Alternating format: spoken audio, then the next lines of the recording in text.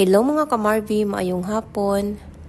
Manguha day ta karon og dahon sa Madre de Agua kay atong ipa merienda sa atong mga alagang layers.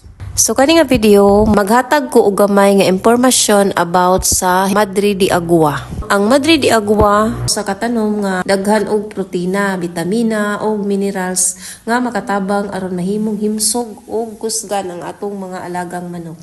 Gawas pa ana, makatabang usab kini sa ilang digestion ug makahatag og dugang nutrisyon labi na sa atong mga layers nga mga itlog. Mao nga kami dinhi sa farm paningkamutan gyud namo nga makahatag mi nila og mga presko nga dahon sa Madre de Agua isip natural nila nga merienda. Makita ninyo kung unsa nila kaganahan kanon kini. O paningkamutan sad namo nga maghatag og mas natural og masustansyang pagkaon aron mapadayon ang kalidad o kahimsog sa atong mga heritage chicken. Ora to guys, happy farming!